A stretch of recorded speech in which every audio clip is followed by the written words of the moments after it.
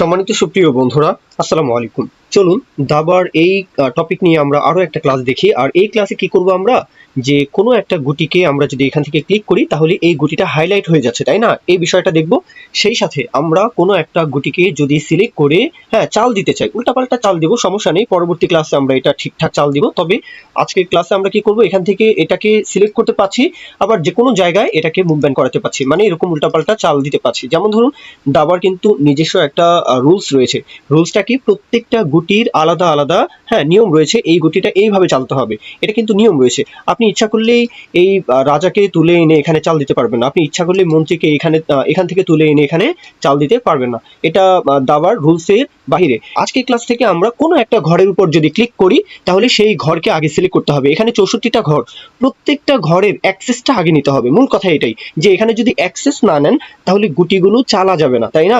এখানে 64টা ঘরেরই অ্যাক্সেস নিতে হবে। তারপরে কি বলবো, তারপরে যেই ঘরে এই যে ইমেজটা রয়েছে, এসবিজি যে ইমেজটা রয়েছে, আমরা কি বলেছি, এই দুইটা রোতে ইমেজ নিয়েছি, মানে গুটি নিয়েছি, তাই না? এখন ইমেজগুলো যেই ঘরের উপর থাকবে, এটাকে আগে আমাদের টার্গেট করতে হবে। কিভাবে কি করব সেই বিষয়টা এখন চলুন আমরা কোডের মাধ্যমে দেখি। তাহলে পুরো বিষয়টা একটু ওভারভিউ নিয়ে নিলাম। আমরা এখন এটাকে মিনিমাইজ করে রাখবো। এখন আমরা সরাসরি চলে যাচ্ছি আমরা গত ক্লাসে যা যা দেখেছিলাম। এই হচ্ছে এইচটিএমএল ফাইলের সাথে সিএসএস ফাইল। এটা গত ক্লাসে ভিডিও দেখতেই হবে। আর এইভাবে আমরা জাভাস্ক্রিপ্টটাও এখানে কমপ্লিট করেছিলাম, তাই না? তাহলে চলুন এখন আমরা এই বিষয়টাকে লাইভ রিভিউতে দেখি। এই হচ্ছে আমাদের গত ক্লাসের যে টপিকটা, আমরা বোর্ড রেডি করেছিলাম, সেই সাথে গুটিগুলো প্লেস করেছিলাম। আচ্ছা, এখন কি, এখন হচ্ছে প্রত্যেকটা ঘরকে আগে টার্গেট করতে হবে। কিভাবে করবেন, যে এখানে 64টা ঘরকে আগে আমরা এখান থেকে টার্গেট করতে চাচ্ছি। তাহলে যদি 64টা ঘরকেই টার্গেট করতে চান, আমরা এইচটিএমএল এর মধ্যে ডাটা অ্যাট্রিবিউট নেই না। এই যেমন এখানে কি রয়েছে, আইডি রয়েছে বোর্ড।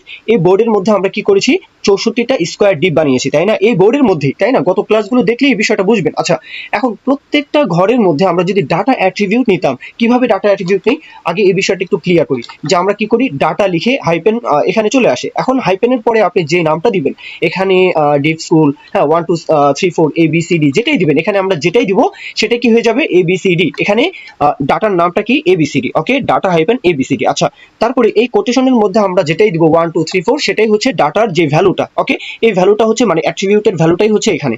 আচ্ছা, তাহলে এই বিষয়টা আমরা জাভাস্ক্রিপ্ট দিয়ে আগে ক্রিয়েট করব, তারপর কল করব। কিভাবে কি করব চলুন আমরা জাভাস্ক্রিপ্টের মধ্যে আবার চলে আসি।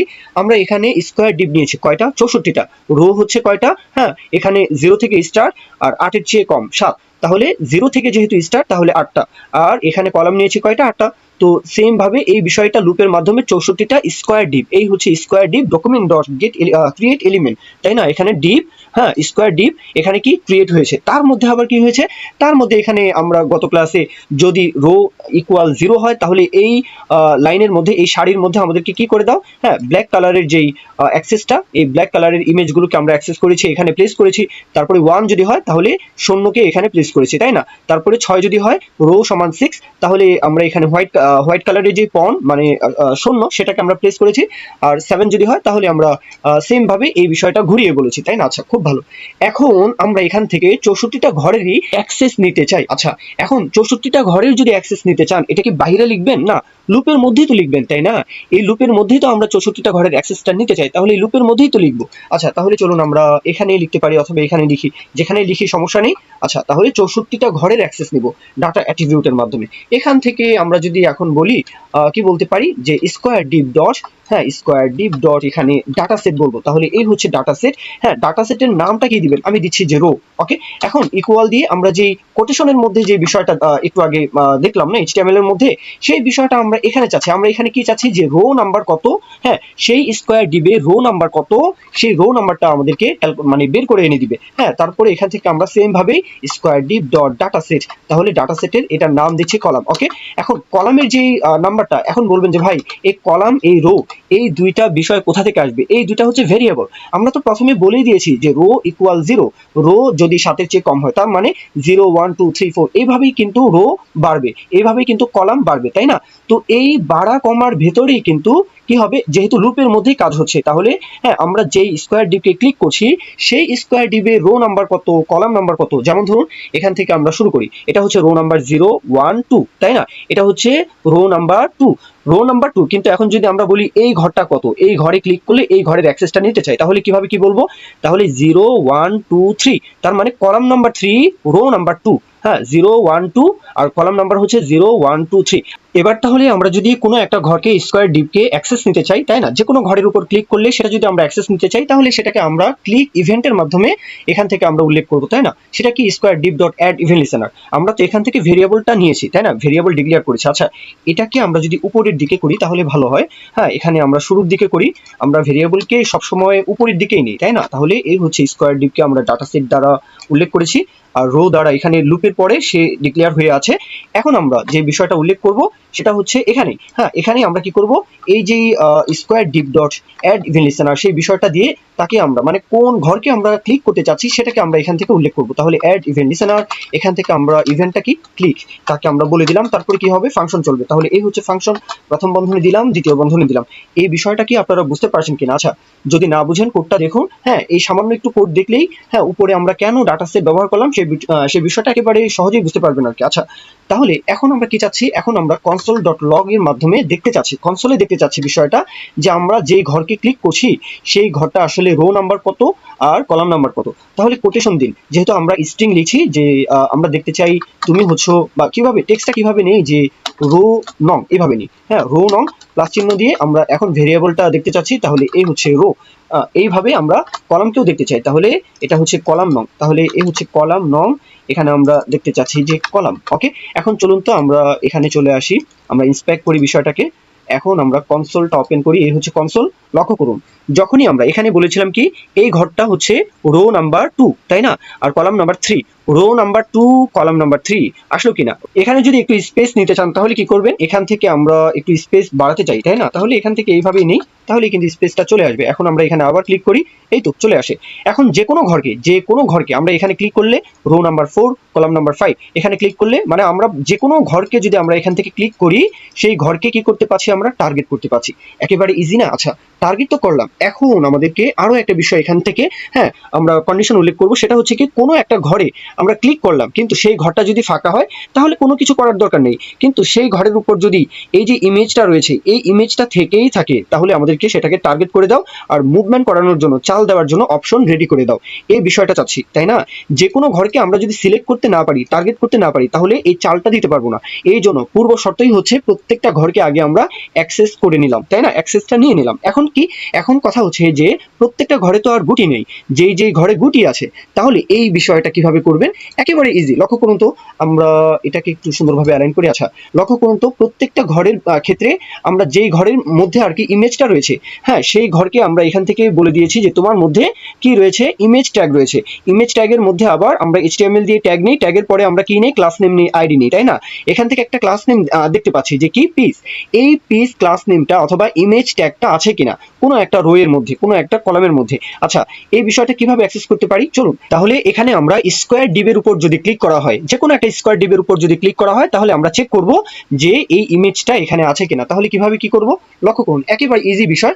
আমরা এখান থেকে দিস কিওয়ার্ডটা ব্যবহার করব, তাহলে ক্লিকের পরেই তো বিষয়টা ঘটবে, তাই না, ক্লিকের পরে। তাহলে ক্লিকের পরে যদি ঘটে তাহলে এখানেই আমরা এই কোডটাকে লিখবো। এখানে একটু স্পেস নিয়ে নেই, এখান থেকে একটু স্পেস নিয়ে নিলাম, এটা হচ্ছে পূর্বে একটু আগে যেটা আমরা দেখলাম, কনসোল করে আমরা দেখতে পারবো। আচ্ছা, খুব ভালো। এখন কি চাচ্ছি, আমরা একটা ভেরিয়েবল নিব, ভেরিয়েবলের মধ্যে স্টোর করে রাখবো কাকে, যেমন ধরুন আমরা যদি বলি এখান থেকে টার্গেট করতে চাচ্ছি যে তোমার মধ্যে স্কোয়ার ডিপ, তোমার মধ্যে এই ইমেজটা আছে কিনা তুমি আগে চেক করো। তাহলে দিস ডট, আগে কোডটা দেখুন, একেবারে সহজেই বুঝতে পারবেন, কোডটা আগে জাস্ট একটু দেখুন যে দিস ডট আমরা এখান থেকে কোয়ারি সিলেক্টর দিয়ে এই যে ক্লাস নেমটা যে ছিল পিস, তাই না, এই ক্লাস নেমকে আমরা এখান থেকে তাকে মানে সিলেক্ট করতে চাচ্ছি, এই আমরা সিলেক্ট করে দিলাম। হ্যাঁ, কার মধ্যে, স্কোয়ার ডিবের মধ্যে, যাকে আমরা ক্লিক করছি তার মধ্যে। হ্যাঁ, এখানে দিস কিওয়ার্ড নিয়ে আপনারা অবশ্যই টিউটোরিয়াল দেখবেন, দিস কিওয়ার্ড যদি না বুঝেন তাহলে এখানে আমি অনেক কথা বললেও কিছুই মাথায় ঢুকবে না। আচ্ছা, তারপরেও সহজেই যদি বলি, এই দিস বলতে তাকেই বোঝাচ্ছে, কাকে বোঝাচ্ছে, যাকেই আমরা মানে যেই ঘরকেই আমরা এখান থেকে সিলেক্ট করছি, যেই ঘরকেই করব, যে কোনো একটা ঘরকে, এখানে 64টা ঘর রয়েছে, যে কোনো একটা ঘরকে এখান থেকে যদি আমরা সিলেক্ট করি তার মানে সেই ঘরকেই কিন্তু বোঝাচ্ছে যে দিস মানে সেই ঘরের মধ্যে এই পিস নামে কোনো ক্লাস হ্যাঁ এখানে আছে কিনা সেটা আমরা কি করতে চাচ্ছি, একটা ভেরিয়েবলের মধ্যে এখান থেকে স্টোর করতে চাচ্ছি। তাহলে ভেরিয়েবলের নামটা নিয়ে যে পিস হ্যাঁ ইকুয়াল দিয়ে বলতে পারি যে তোমার মধ্যে এই পিস নামে কোনো ক্লাস নেম অথবা আইএমজি একই কথা, তাই না? তো এই বিষয়টা আছে কিনা তুমি চেক করো। যদি থেকেই থাকে তাহলে এই কোডটা আমাদেরকে রান করে দাও। তাহলে আমরা এখানে এই যে কন্ডিশন ইফ, এই কন্ডিশনের মধ্যে আমরা যদি বলি যে পিস যদি থেকেই থাকে, যদি এটা সত্য হয়, মানে কি কোনো একটা ঘরে যদি এই ইমেজটা থেকে থাকে, তাহলে এই ইমেজ যেহেতু আছে সুতরাং তুমি তাকে আমরা মানে হাইলাইটটা করতে চাই, তাহলে হাইলাইট করে দাও। আর যদি না থাকে তাহলে তো হাইলাইট করার দরকার নেই। আমরা একটু আগে যেই টপিকটা দেখলাম, এখানে রিফ্রেশ দিই, লক্ষ্য করুন এখানে তো গুটি আছে, তাই না? এই ঘরে যদি ক্লিক করি তাহলে এই ঘরগুলো কি হাইলাইট হচ্ছে? না। আমরা যখন এখানে ক্লিক করছি এই ঘরগুলো কি হচ্ছে? হাইলাইট হচ্ছে, তাই না? যেই ঘরে গুটি নেই এখানে কি গুটি আছে, তাই না? এখন যদি ক্লিক করি হাইলাইট হবে। এখন এখানে গুটি নেই, তাই না? এখানে এই যে এখানে গুটি নেই। আচ্ছা, এখন আবার এখানে ক্লিক করি, এখানে গুটি নেই, যতই ক্লিক করি এখানে কি হাইলাইট হচ্ছে না। যখনই কোনো একটা গুটিকে এখানে তুলে এনে ছাড়বো আর আবার তারপর এখানে আবার ক্লিক করব, এই তো হাইলাইটটা হচ্ছে। এই বিষয়টা চাচ্ছিলাম যে দেখবে তার মধ্যে কোনো পিস নামে কোনো ক্লাস নেম আছে কিনা, যদি থাকে তাহলে হাইলাইট করে দিবে।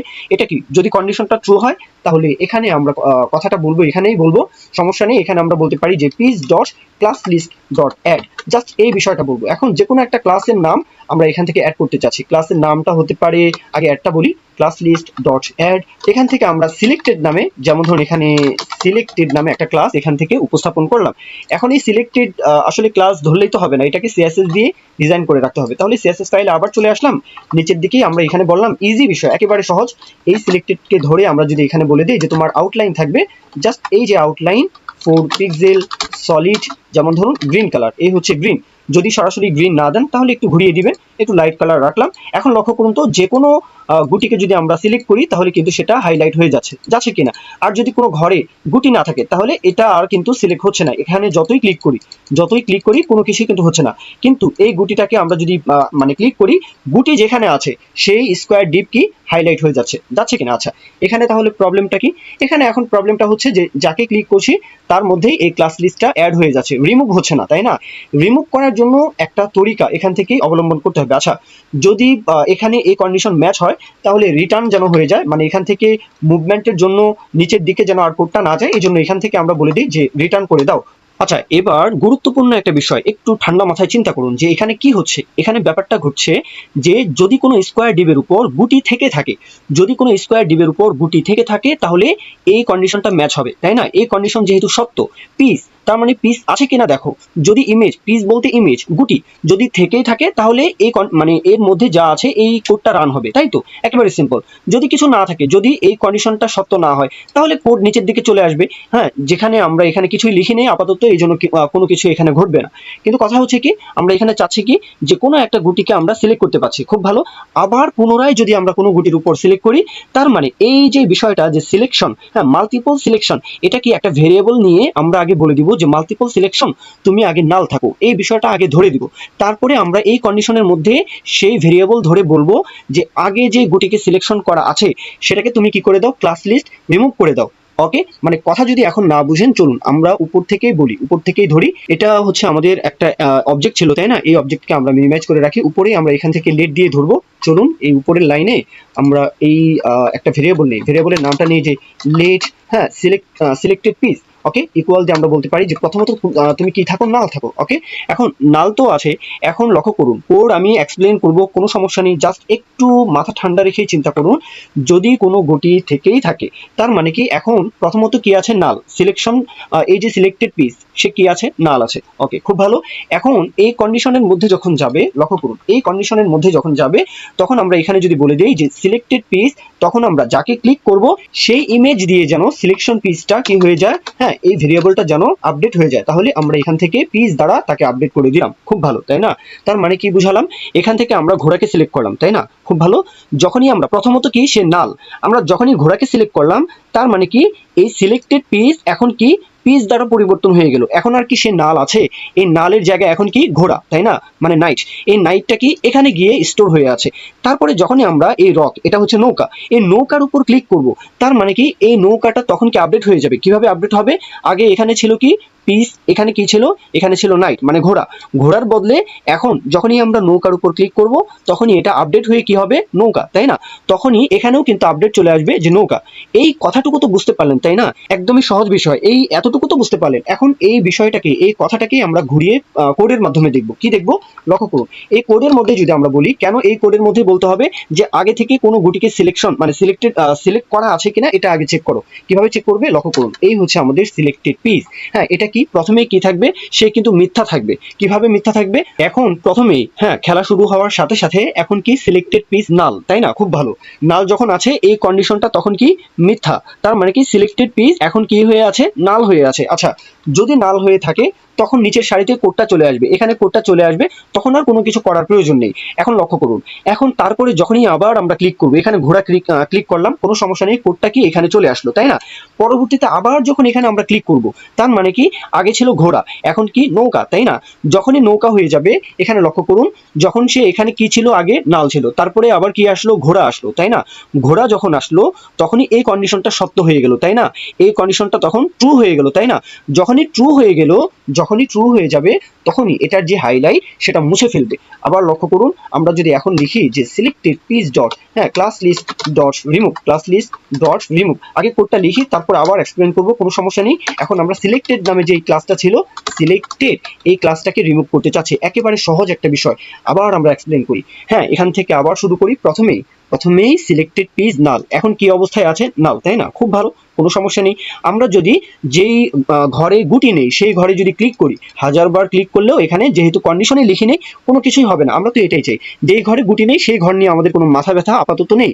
কিন্তু মাথা ব্যথা কখন, যখনই কোনো ঘরের উপর গুটি আছে সেই ঘরের উপর যদি আমরা ক্লিক করি, সাথে সাথে এখানে কি ঘটছে, সাথে সাথে এটা মানে এই যে কোডটা, এই কোডটা তখন কি, যখনই প্রথমবার ক্লিক করছি তখন এই যে সিলেক্টেড পিস সে কিন্তু উপরে নাল, যেহেতু নাল ফলসি ভ্যালু হওয়ার জন্য এই কন্ডিশনটা তখন আর পড়বে না, এই কন্ডিশনটা কি হবে, কমেন্ট হয়ে থাকবে, তাই না? এখানে কোডটা চলে আসবে।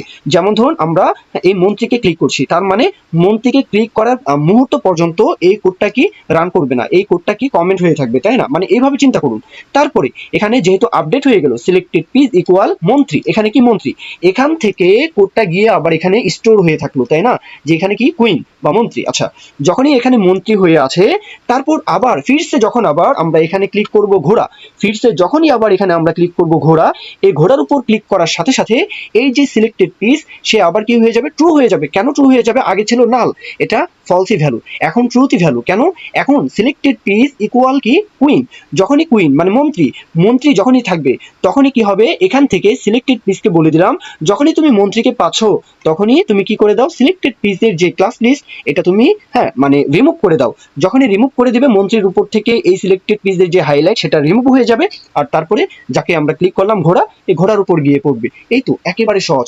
যদি এতটুকু কথা না বুঝেন ফিরসে রিপিট এই অংশটুকু, ভিডিওর যে এই অংশটুকু আপনারা দেখবেন। আমার কথায় জড়তা থাকতে পারে, কিন্তু যা বললাম একটু মনোযোগ সহকারে দেখলে আশা করি এখানে কোনো কনক্লুশন থাকবে না ইনশাল্লাহ। এখন হচ্ছে আমরা এখানে ক্লিক করার পরে যদি এখানে ক্লিক করি, মানে কি খালি ঘরে খালি ফাঁকা স্থানে যদি আমরা ক্লিক করি তাহলে নিচের দিকে এই কোডটা চলে আসবে, তাই না? এই যে বিষয়টা, তাহলে নিচের দিকে এই কোডটা চলে আসবে, তার মানে আগে পূর্বে স্টোর করে যেই গুটিটাকে আমরা রাখলাম সিলেক্টেড পিসের মধ্যে, তাই না? সেই গুটিটাকেই তো আমরা চালতে চাই। যেমন ধরুন এখানে আমরা এই শূন্যের উপর ক্লিক করলাম, এই শূন্যকেই কিন্তু আমরা চালতে চাই। কোথায় চালতে চাই, ফাঁকা থাকবে যেই ঘর। এখানে কি বলেছি যে যেই ঘর ফাঁকা নেই, মানে ইমেজ দ্বারা, এই যে আইকন দ্বারা বা গুটি দ্বারা যে ঘর রয়েছে তার মধ্যে তুমি এই কন্ডিশনটা ম্যাচ করো, তারপরে এখানে থেমে যাও। তারপরে আমরা আবার এখানে আরো একটা কন্ডিশন নিয়ে যদি বলি যে ইফ, এই কন্ডিশনের মধ্যে যদি বলি যেই ঘর ফাঁকা আছে, যেই ঘরে গুটি নেই, তার এই কন্ডিশনটা রিটার্ন করে দিবে এখানেই যদি গুটি থেকে থাকে, আর যদি গুটি না থেকে থাকে তাহলে নিচের দিকে কোড চলে আসবে, তাই না? আমরা একেবারে সহজে এই বিষয়টা বুঝতে পারছি। এখন এই কন্ডিশনের মধ্যে কি লিখবো, যে সিলেক্টেড পিস, তার মানে কি, যেটা আমরা যদি এখন ঘোড়াকে সিলেক্ট করি তার মানে সিলেক্টেড পিস এখন কি ঘোড়া, তাই না? সত্য, যদি এটা সত্য হয় তারপরে ফাঁকা ঘরে যদি আবার আমরা ক্লিক করি, তাই না? এই বিষয়টা তো এটাই বোঝাচ্ছে একদম বাংলা কথার মতো। আচ্ছা, তাহলে এই যে সিলেক্টেড পিস তাকে আমরা এই স্কোয়ার ডিপ মানে তারপর আমরা যেখানে ক্লিক করব স্কোয়ার ডিপের মধ্যে আমরা যদি অ্যাপেন্ড করতে চাই, একেবারে সহজ। আগে কোডটা দেখুন, যে এখন আমরা যদি বলি যে দিস ডট, এখানে দিস বলতে হবে, দিস ডট, তার মানে যেই স্কোয়ার ডিপের উপর আমরা ক্লিক করব তার মধ্যে অ্যাপেন্ড করতে চাচ্ছি, তাহলে অ্যাপেন্ড চাইল্ড, জাস্ট আমরা সিলেক্টেড পিসকে মানে যাকে সিলেক্ট করছি তাকে আমরা অ্যাপেন্ড করতে চাই, তাহলে সিলেক্টেড পিসকে অ্যাপেন্ড করে দাও। লক্ষ্য করুন তো, এখন আমরা এখানে ক্লিক করে এখানে ক্লিক করি, অ্যাপেন্ড করা যাচ্ছে কিনা এখানে ক্লিক করে এখানে ক্লিক করি, হাইলাইট যদি বন্ধ করতে চান তাহলে কি করবেন, হাইলাইট বন্ধ করার জন্য এই যে কোডটা ছিল না, এই কোডটাকেই আমরা এখান থেকে কপি করলাম, আবার এখানে চলে আসি, এখানে তাকে আবার বলে দিলাম যে সিলেক্টেড পিস, তার যে ক্লাস লিস্ট এটা রিমুভ হয়ে যাবে। হ্যাঁ, চালার পরে যদি আপনি হাইলাইট করে রাখতে চান তাহলে রাখবেন, এখানে যদি কালার পরিবর্তন করে দিতে চান, হ্যাঁ তাহলে কালার পরিবর্তন করে দিবেন, তাহলেই তো হয়। এখানে যদি আমরা কালার পরিবর্তন করে দিতে চাই তাহলে লক্ষ্য করুন, এখান থেকে আমরা কালারও কিন্তু পরিবর্তন করে দিতে পারি। কিভাবে পারি, এখান থেকে যদি ক্লাস লিস্ট ডট আমরা রিমুভ না দিয়ে যদি অ্যাড বলি, মুভ বলি, আরো একটা ক্লাস নেম এখান থেকে আমরা যুক্ত করতে চাচ্ছি, তাহলে সিলেক্টেড মুভ,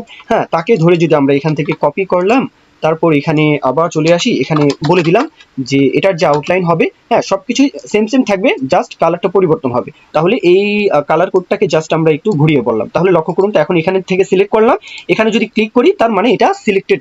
এখন কিন্তু সহজে বোঝা যাচ্ছে যে এই গুটিটা আমরা কি করেছি, মুভ করেছি, তাই না? এই তো, তাহলে এই টপিকটাও কিন্তু আমাদের গেল।